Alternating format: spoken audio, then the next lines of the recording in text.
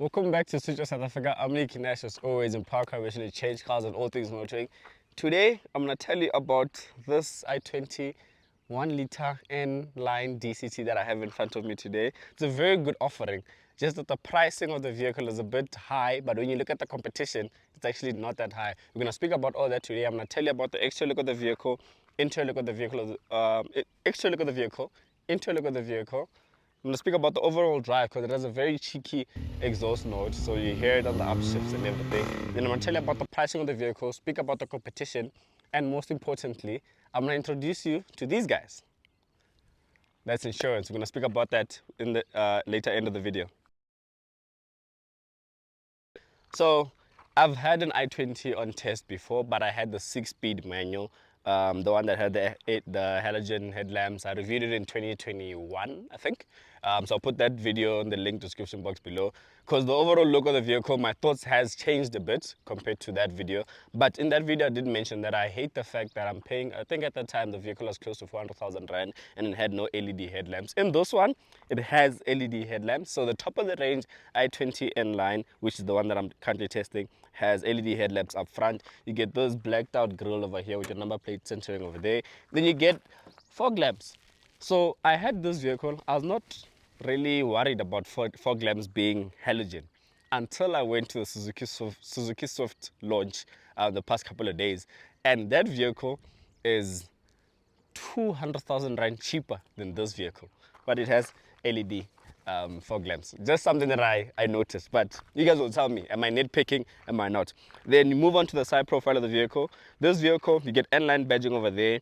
The top part of the vehicle is blacked out, white exterior color. Obviously there's other colors you can pick. Blacked out side mirrors. Then you get these 16-inch alloy wheels over here. They look okay. For me they are fine. Not red brake calipers, but red brake covers. Yeah, the brake caliper is a different color, but the dust cover is red. I like that, looks good, gives off that sporty feeling because it matches with a bit of the red on the N-line badging. And then on the side profile of the vehicle, you get keyless entry and keyless start when you get in the vehicle. Down here, by the door cladding, you get black with silver exterior accents. On the side profile of the vehicle, looks good. You get a sunroof, small sunroof. For this vehicle, it makes sense. If the sunroof wasn't a Polo, it wouldn't make sense, because you know VW is known for that big sunroof, which I actually do like more than this sunroof. So yeah, that's with regards to the vehicle, side profile of the vehicle. Then you move on to the back of the vehicle. This is where, in my initial review of this i20, I said I'm really not a fan of the back of the vehicle. But this one, I think it's two things. I think it's because of I've gotten used to the look of this vehicle over the past 3 years. That's one. The second thing, this one is more pronounced because of the N-line, so it's more sportier, and being more sportier, it would look a bit better. So you get these side, I don't know what to call them honestly, these side things, if I should say, and then you get your a rear boot spoiler over there, N-line badging this side, i20 badging this side. I like that they kept it there. They didn't tell me that it's a 1-liter turbo, all that stuff. So I like that. I don't mind. It looks good. Telling me the car name, vehicle badge, and the body package, which is N-line. Don't confuse N-line with N. So there's i30N, that's like a performance package basically. Then there is an i20 N-line. This one is just basically the body package. Then there is an i20N, just like i20N. Unfortunately, we don't get it in South Africa. It is overseas. It has one big pipe, like one huge pipe which does the most. If you've heard an i30N, you can imagine how an i20N is. But unfortunately, we don't get that. If it did get it, it would be competing with the Polo GTI for likes. But I don't want to speak too much about that vehicle because we don't get it. So I'll speak about it when we do get it, if ever we do get it. So speaking about the N-line, so this one is basically like saying the Volkswagen Polo R-line. You know, a Golf R line. So there's a Golf R, then it ends there. Then there's an R line, which is like a body kit. So I'm over explaining, but I hope you guys understand. But the exterior back looks good. You get this plastic diffuser effect. It's just a bumper diffuser by these things over here. Then you get two real exhaust pipes, which actually, they work. I'm gonna put in a clip of me driving over here, so you can hear good. This thing works. I'm gonna put the clip in now.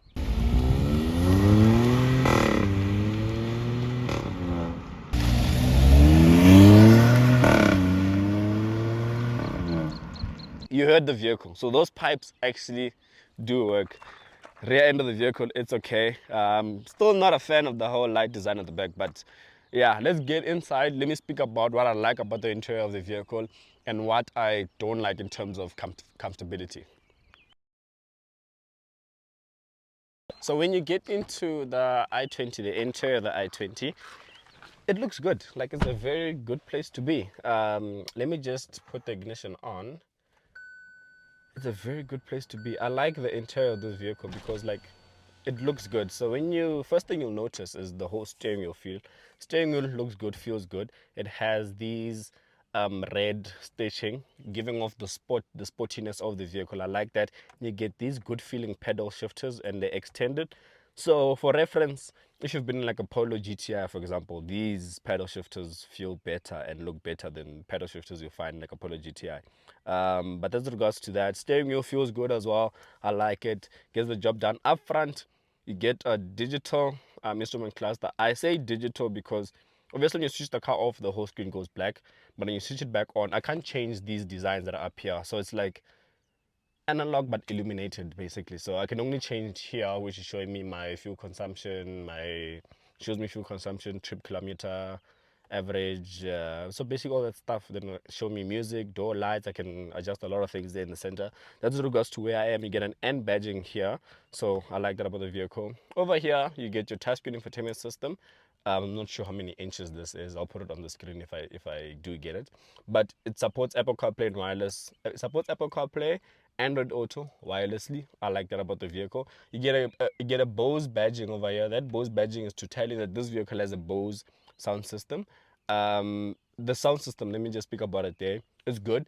It's better than a normal sound system in a vehicle, but it's not like a Bose sound system where it knocks. Like, there's no subwoofers and all that. It obviously just has, there's like Bose door speakers, which actually do give off good quality. Tweeters up front actually give the sound quality of the vehicle, and then sound quality of the music. Sorry, and then lower end of the vehicle over here, you get your climate control, which I like because it's actual physical buttons, so I can control that. Icon button there, rear demist, front demist, direction, and all that stuff. I like that. Then the lower end here, you get a Type C port and a USB Type A port, and then at the back of the vehicle where the cameraman is sitting, you get a Type A port. But that's with regards to it up front. This gear lever, for me, I like it. It's good. It reminds me of a gear lever that's in an i30N, so I like the fact that it's giving off that whole sportiness. So I like that gear lever P. So we'll speak about the gear and the drive modes of the vehicle.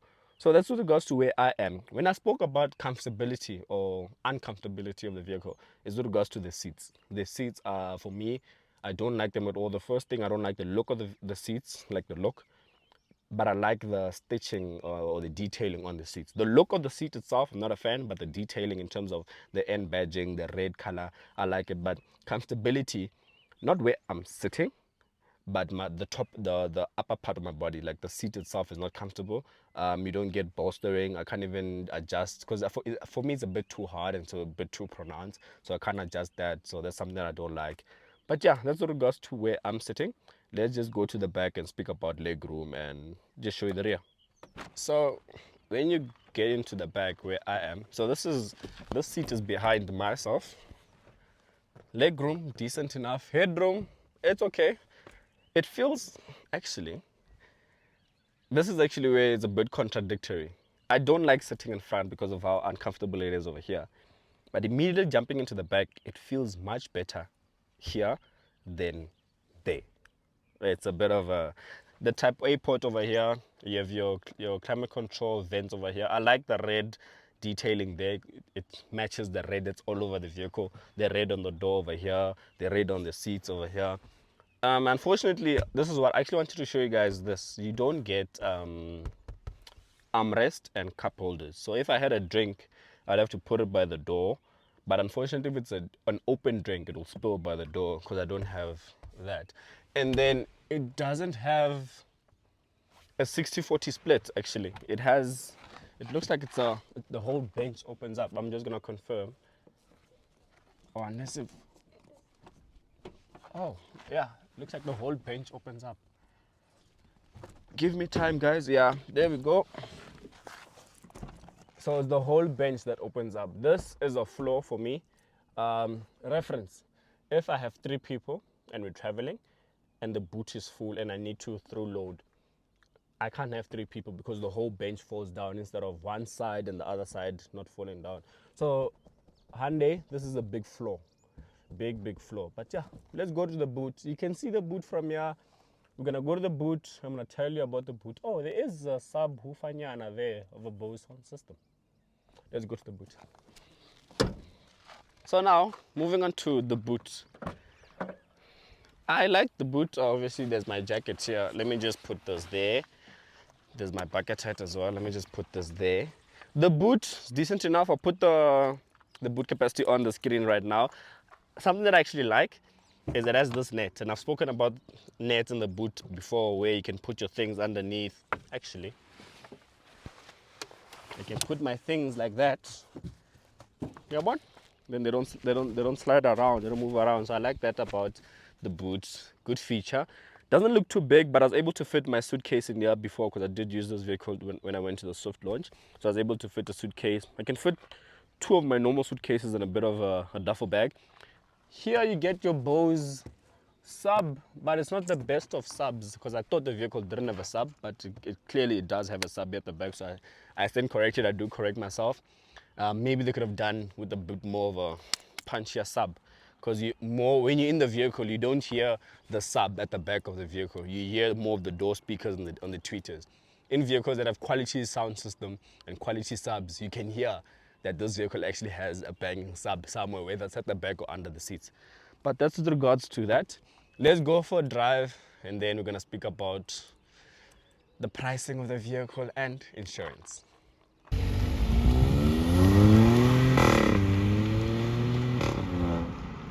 So when we get into the drive of the vehicle, obviously we need to speak about the elephant in the room, which is the whole repairing thing, the whole noise that the vehicle does. So that comes from the 2 exhaust pipes. So the car does repair. I'm going to put a clip in now. Well, actually did put a clip. You guys did hear the vehicle. So it has that cheeky tone, but unfortunately that's not assisted by power. So the vehicle still produces the exact same power that you'd find in the manual variant of those vehicles.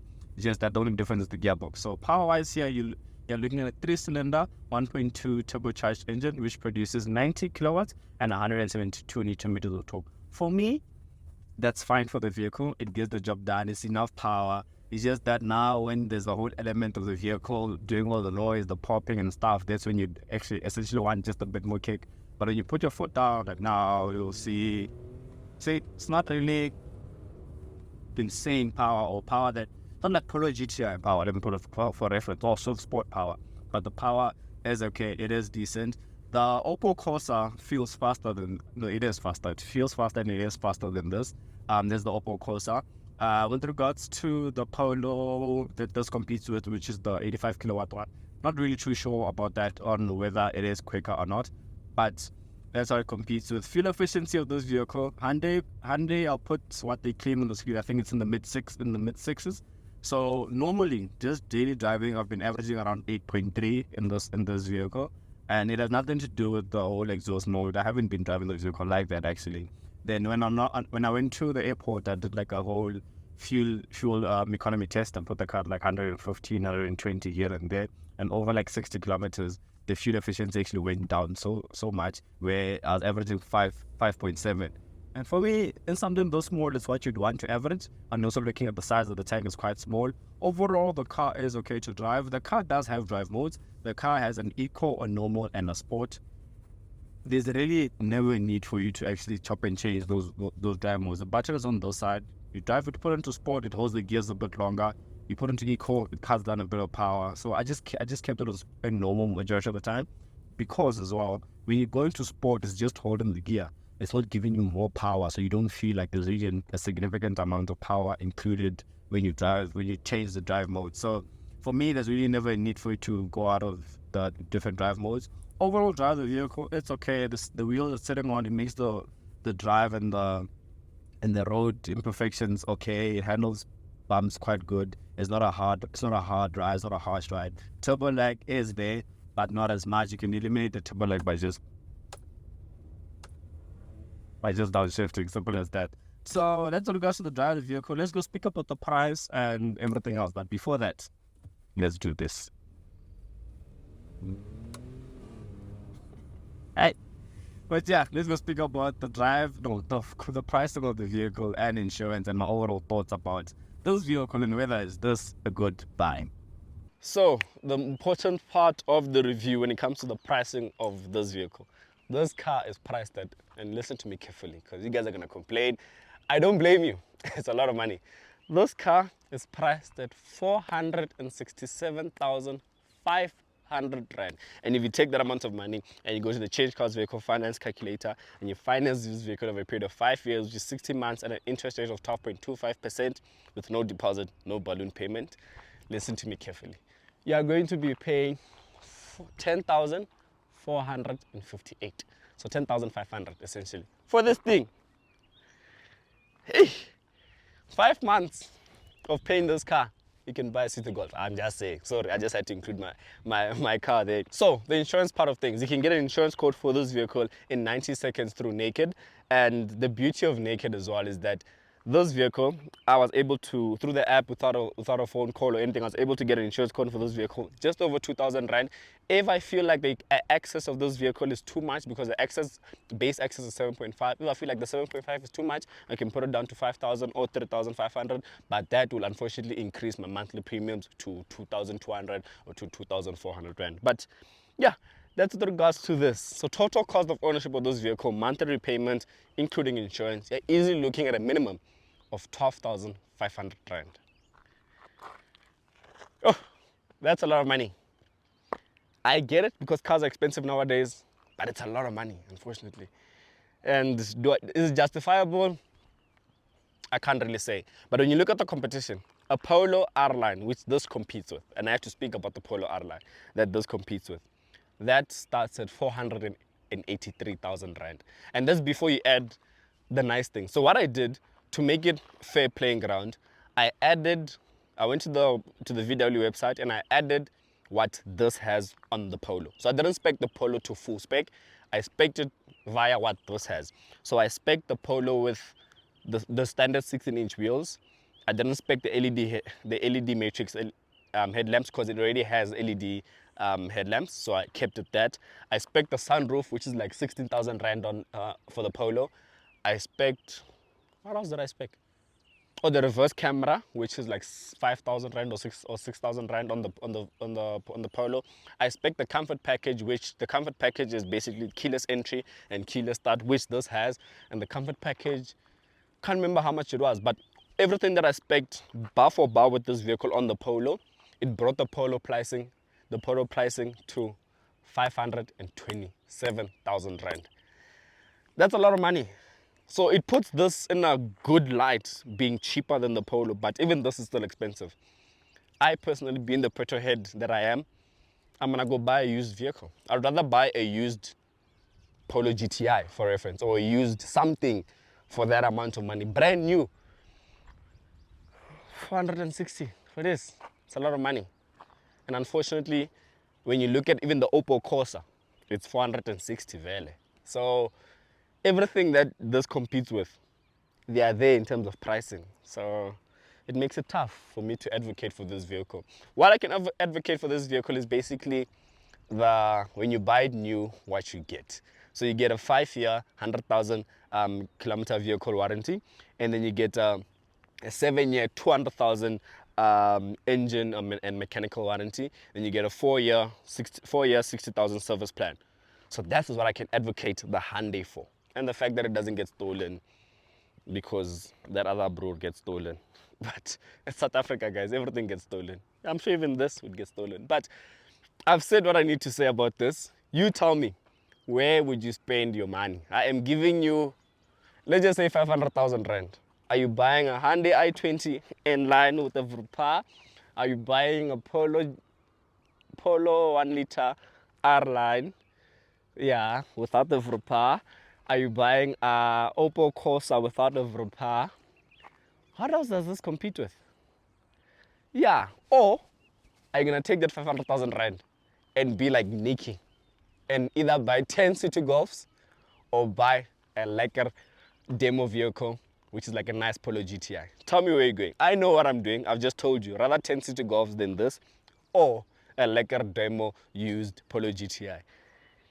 You guys will tell me what you're gonna buy. Or you're gonna buy 2 Suzuki Swifts, because you actually can. But yeah, I hope you guys are liking the content. I'll see you in the next video. I'm Nick Kinnett in Proud Car Racing, change cars and all things motoring. I hope you guys did like the content. I'll see you in the next one.